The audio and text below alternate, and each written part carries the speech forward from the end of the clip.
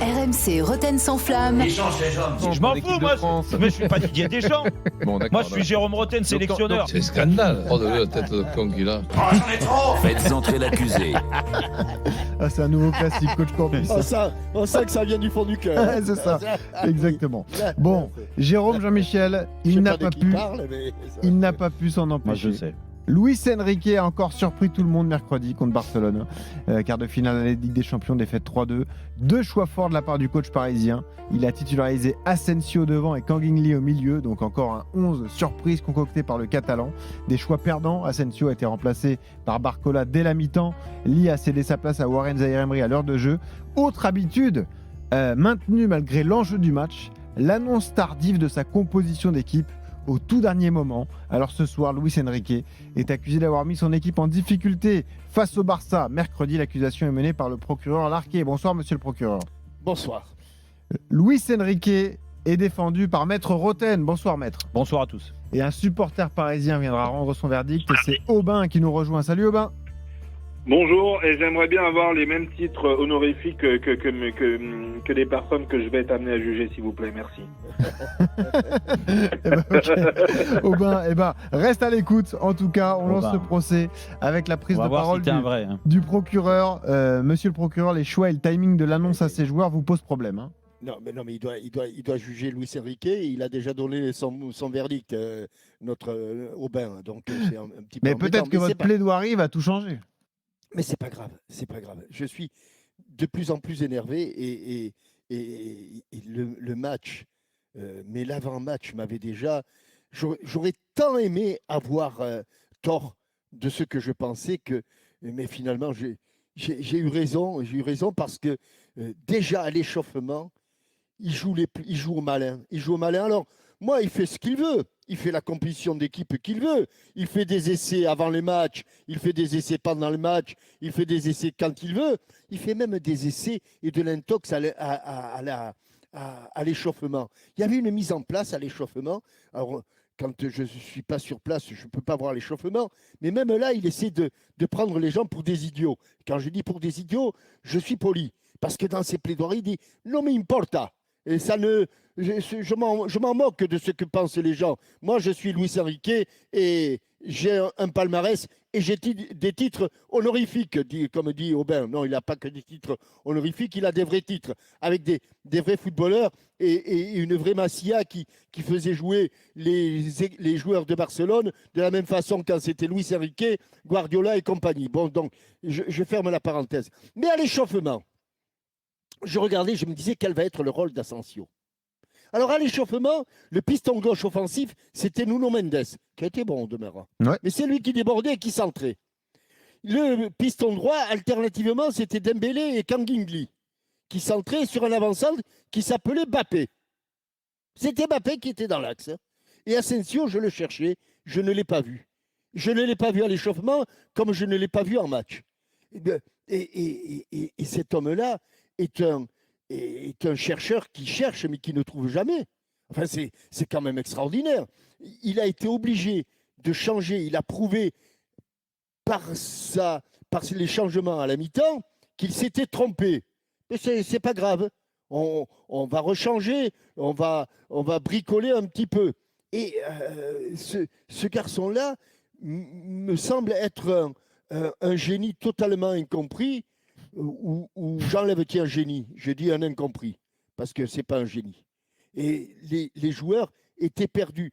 L'entrée de Zaïre Emery, moi je me demande comment Zaïre Emery, qui est présenté comme le meilleur joueur du Paris Saint-Germain depuis quelque temps, même s'il a un coup de mou, quand il est entré, il a fait un bon match, le petit Zaïre Emery. Il a fait un bon match, bien meilleur que certains des titulaires. Donc, ce Luis Enrique, il cherche, il fait des essais tout le temps, mais des essais qui se concrétisent par d'autres essais.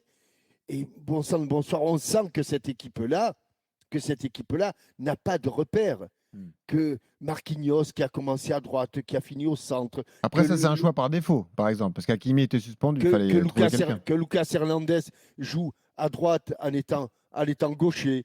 Alors, quand on est en attaque, ça va. Quand on est en défense, c'est un petit peu plus compliqué. Non, honnêtement, il est perdu. Je ne pense pas qu'il soit perdu, parce qu'il a tout ce qu'il faut pour faire du bon boulot. Mais véritablement, cet homme-là, il est en train de creuser son trou et de creuser le trou du Paris Saint-Germain. Quand on voit le match de Mbappé contre Barcelone, c'est à se demander quelles consignes ils lui ont été données. Enfin, c'est fou, c'est un désastre total. Le replacement défensif, enfin, quand je dis défensif, le replacement tout court, il n'existe pas. Il y a des manquements dans cette équipe fabuleux et ils sont encore en vie parce que 3-2, on ne sait jamais. Ils ne sont pas encore en vie ? Si, ils sont encore en vie. Mais ils sont encore en vie. C'est fini là ou donnons la parole à la défense. Ah, c'est plus qu'un monologue, justement. Il nous fait l'émission entière. L'émission entière. Excellent, donc c'est pour ça qu'il fallait lui laisser la parole. Je suis pas sûr, il a tourné en rond. Alors après, c'est moi, pourquoi je veux défendre Luis Enrique ? Je vais pas contredire Maître Larquet. Je suis assez d'accord sur beaucoup de points, sur l'invention de Luis Enrique, encore plus sur ce match-là, sur le choix des joueurs. Il n'y a pas de souci, je ne vais pas aller sur ce terrain-là, on l'a tous vu, on l'a tous dit. Ça nous a surpris et ça a surpris même son équipe parce qu'elle n'a pas été performante. Donc ça, une fois que tu as dit ça, ok. Mais moi, je suis désolé, sur ce genre de rencontre, et on les a joués avec Jean-Michel, donc ça tombe bien qu'il soit là et qu'il en parle. Sur ce genre de rencontre, l'entraîneur a sa part de responsabilité, mais surtout les joueurs. Les joueurs, quand tu te sens trahi, que ce soit les supporters, les amoureux du PSG, les dirigeants, l'entraîneur, les remplaçants, les titulaires, certains titulaires ont trahi ces gens-là. On trahit d'Asensio, tu attendais d'Asensio qui faisait basculer le match.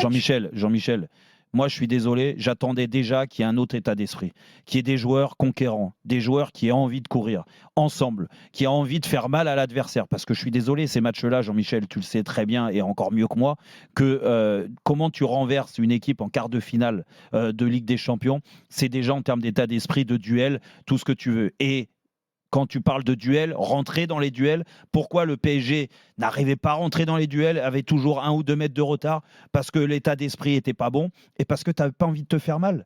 Pas plus que d'habitude. Et ces matchs-là, tu dois te faire mal plus que d'habitude. Le quart de finaliste qui a le moins couru. Et j'en reviens à ça. J'ai vu les stats.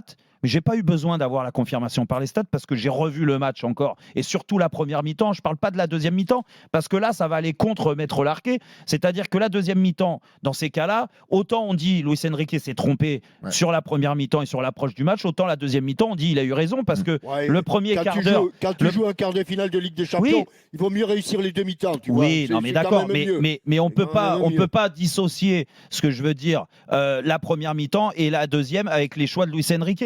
Les choix sont un peu plus cohérents sur la deuxième mi-temps et il y a eu l'avantage de revenir très vite à un partout, de prendre l'avantage et limite de mener 3-1. Et si c'est le cas, il est aussi responsable. Mais après, à côté de ça, même s'il a fait des dingueries encore sur ce match, je suis désolé, les joueurs, Jean-Michel, quand tu joues à domicile dans un stade, un Parc des Princes, et qui était fabuleux, c'était la meilleure ambiance de tous les quarts de finale, que ça soit l'équipe qui est le moins couru des quarts de finale sur les 7 autres quarts de finalistes, ce n'est pas possible. Donc c'est bien un problème d'état d'esprit. C'est que certains joueurs... un problème de tactique et de système. Oui, mais je pense pas que Donnarumma, ça soit un problème de tactique. Je pense pas que Kylian Mbappé, dans l'envie de se surpasser, ça soit un problème de tactique. Je pense pas que Vitinha, qui a repris le dessus en deuxième mi-temps... Alors, messieurs, les plaidoiries sont terminées.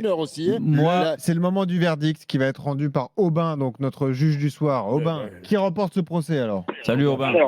Alors en préambule, je dirais que Monsieur Larquet m'avait mal jugé au départ quand je parlais de titres honorifiques. C'est simplement les titres dus aux juristes. On a parlé de Maître Larquet, de Monsieur Procureur, de Maître Rotten. Le juge Aubin. J'aimerais bien qu'on parle de Monsieur le Président pour ce tribunal. Ah oui. Ce préambule étant fait. J'ai bien entendu les arguments des uns et des autres. La difficulté qui se pose là pour moi, c'est de me poser la question pourquoi notre entraîneur a mis des joueurs sans référence sur la saison 2023-2024. Asensio, ce fut un grand joueur. Pour l'instant, il n'a rien fait avec le PSG. Kang In Lee, il a fait 2 bons matchs au début de l'année.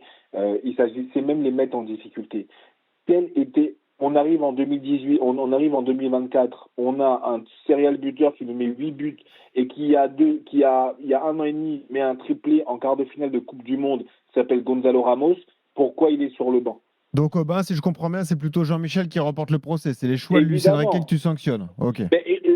Évidemment, en fait, il s'est mis une difficulté, à mon sens, il n'avait pas besoin de se mettre dans de telles difficultés. Bon, ok. Eh ben merci Aubin. Et Aubin, le verdict est rendu. Oui, non, mais Aubin, ça te choque pas, toi, que le PSG soit l'équipe qui est le moins courue des quarts de finalistes. Si vous avez une réflexion à faire, vous faites appel, monsieur Rotten. C'est une conséquence. C'est pas une cause, voilà. c'est une conséquence de la Je crois qu'Aubin. Mais je pense que quand tu t'appelles Aubin pour avoir joué quelques matchs de ce niveau-là, tu vois, quand tu t'appelles Mbappé, tu t'appelles Kang In Lee, tu t'appelles Asensio, tu t'appelles Ruiz, tu t'appelles Vitinha, tu t'appelles tous les autres joueurs. T'as pas besoin de l'entraîneur pour courir et de faire des efforts. Monsieur Rotten, le juge est incorruptible. Donc c'est Jean-Michel Larquet qui remporte ce procès. Voilà, le procès de Luis Enrique.